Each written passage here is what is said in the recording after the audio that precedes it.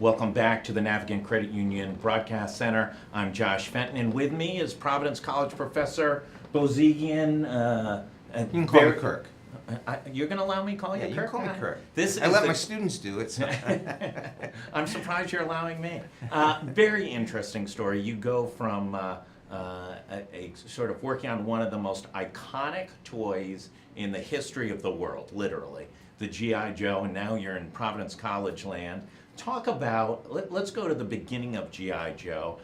You were not the original inventor, developer of it, but you were the reinventor of it. Let's go to the very beginning of it. When was G.I. Joe first created? G.I. Joe first came in the marketplace in 1964. I remember that distinctly because 2 blocks up the road on Westminster Street, I bought my first G.I. Joe. Or I should say my mother bought me my first G.I. Joe at Woolworth's. Woolworth's is closed. Woolworth's is closed. Yeah, so is the G.I. Joe that I played with. It's closed as well. It was an 11.5-inch action figure. G.I. Joe lasted until about 1976 in that size. And I joined Hasbro in 1978. And the company at that time was not doing so well. When I went to work there, I went as a copywriter working in the advertising department. I wrote packages, instructions, catalogs. I did everything that you could possibly do. Did you come up with 3 and up? No, I inherited that. Yeah, great. The original G.I. Joe, did yours have the furry hair? No. Mine was just the plastic. Did it have the kung fu grip? Nope, that came later as well. We're talking old Josh. We're talking the original. I had a G.I. Joe with the kung fu grip. Yeah. And the greatest accessory of all time was this backpack that you could shoot a sort of hook up to pull him up, and it was yellow. It was one of the all-time greatest toys, boy toys ever. So when 76 you come, 78 you come in and you start looking at the old G.I. Joe, and you and others are brainstorming ideas. Walk us through that. How do you reinvent a toy that is now exhausted, outdated, no longer a play? Well, that's the job of marketing, yeah. And that's what the whole idea behind what we were trying to do back then was take an iconic toy and reinvent it for a new generation. And that new generation had been suddenly playing with smaller action figures, 3 3/4-inch Star Wars action figures. Oh, those Star Wars guys. Well, they gave us inspiration, right. And we quickly started to plan a line based around vehicles, all kinds of vehicles that would then be supported by 3 3/4-inch action figures. The figures were actually accessories to the vehicles. So what year did the reinvention of G.I. Joe launch? 1982. And how'd that go? Instant success. Instant success. And we're not talking hundreds of dollars. We're not talking hundreds of thousands of dollars. We're talking millions of dollars as a new revenue stream for Hasbro. My boss and I had Bob Prupus, who was a friend, mentor, and at the time my boss. We projected the line would do about $15 million. Year one, it ended up doing close to $50 million. $50 million net increase of about $35 million over projected. That's a big deal. Yeah. The Hassenfeld, that next generation of Hassenfeld brothers, Alan and Stephen, the late Stephen, they were pleased with your. Oh, absolutely. In fact, it was the success of G.I. Joe and the sales of G.I. Joe that allowed Hasbro to suddenly join the ranks of big toy companies once again. It allowed us to purchase Milton Bradley. Right, game company. It also allowed us to pony up the money needed to put out a new action figure brand, something that most people still remember today, Transformers. Absolutely, right. And then soon thereafter, licensing and into Star Wars figurines, etc. And that was the bridge to be able to do that. Talk about play. You're a professor at Providence College today, and you're looking at all these things from both a business standpoint, but also the cultural aspect, because they're so completely tied. You now have generations, and you've got now 2 full generations who are electronic driven, who are first and foremost on a Game Boy or on an electronic football game.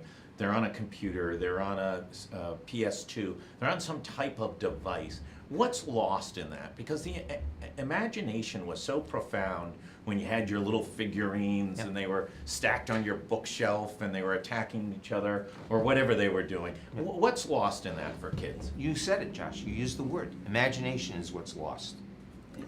With a three-dimensional figure and a vehicle, you can take your figure anywhere. I mean, that's as far as your mind can travel. When you're locked into a game and a video game, you're locked into the scenario that the writers and developers of that video game created.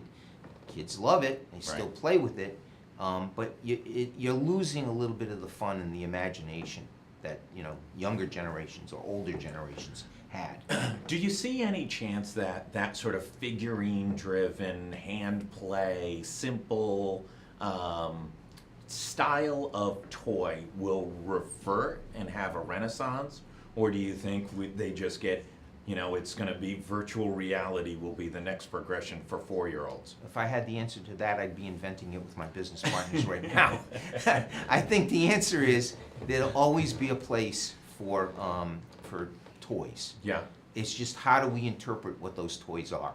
Do the figures incorporate the electronics that you're seeing on a computer screen or on a mobile device? Right. Some people are already trying that. I don't think anyone's captured it fully. I just think we'll see it evolve. When you talk to your students at Providence College, Yeah. and you're teaching undergrads, Yes. so they're, excuse me, 18 to 21 years of age, and you talk about this progression of a 11-inch figurine. Do they look at you with a complete? They have no clue. Zero. They've never seen that kind of action figure, that size action figure, unless it was tucked away in an attic and it was something that their father had. And as they're developing business strategies and you're working with them and talking about those things, are they so trapped in the known of what they know, which is electronic gaming, handheld devices, laptop at the most expansive, or can they start to think about progressing into elements? We had Brown professor here who's working with Hasbro on working with the elderly for different, really, almost AI-driven toys, Right.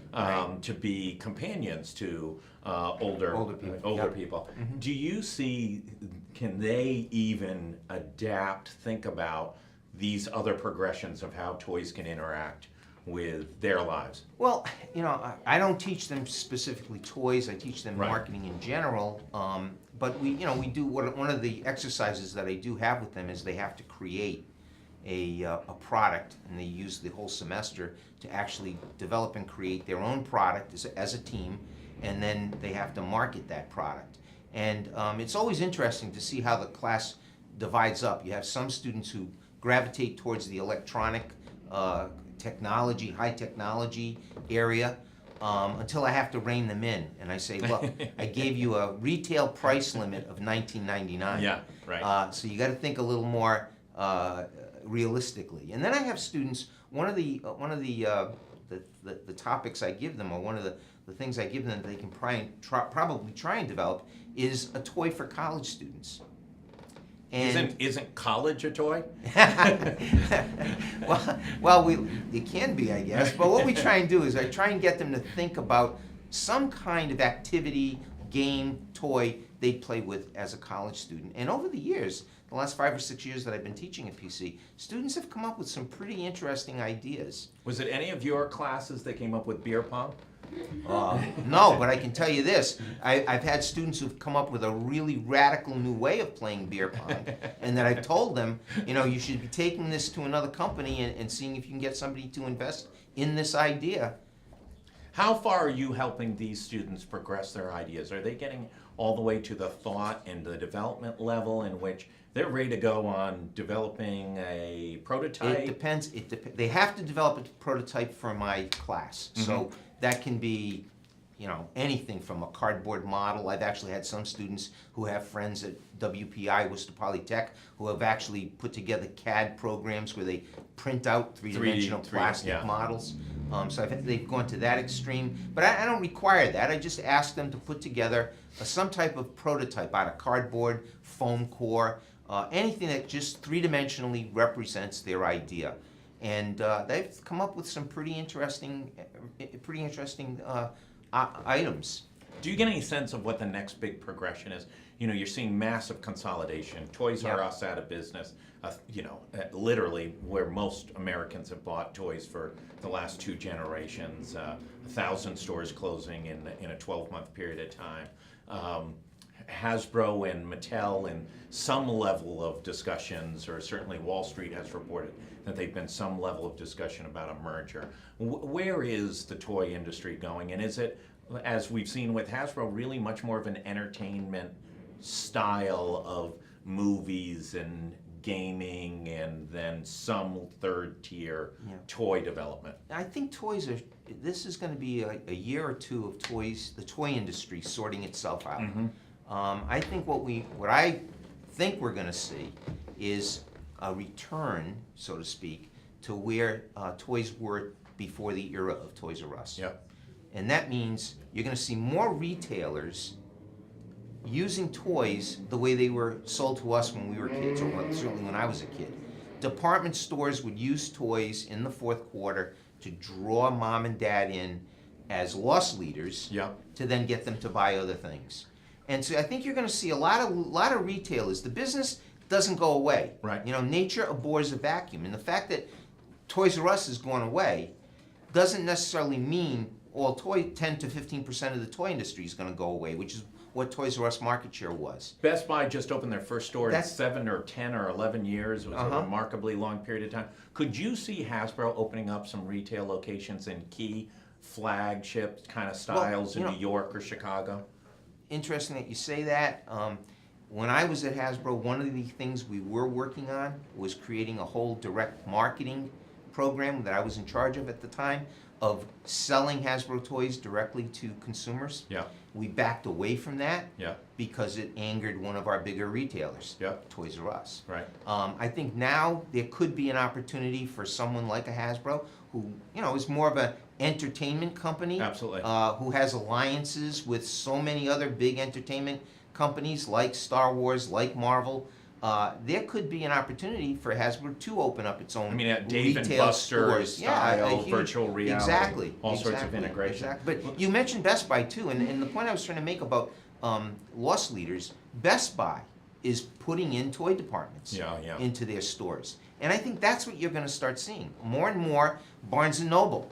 Barnes & Noble has a huge, toy department within their bookstore.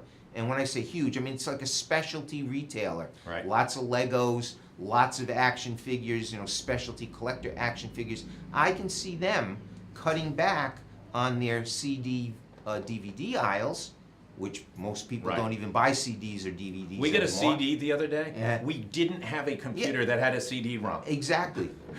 So I can almost see them taking that footage in their stores and putting more toys in there. One of the assignments I'd like you to do next year is a GoLocal toy line of on media. Oh, you got it. Just give me the personalities. We'll create action figures of all of Absolutely. it. Professor, thank you so much. This was great, and it's such a key part of Rhode Island's history. Hasbro is one of those long-standing, homegrown companies that has really done just remarkably well through lots of complex iterations in the industry, globalization, China, collapse of retail. It's really remarkable of the transformation of that company. Absolutely. I want to thank you so much. No, thank you for having me.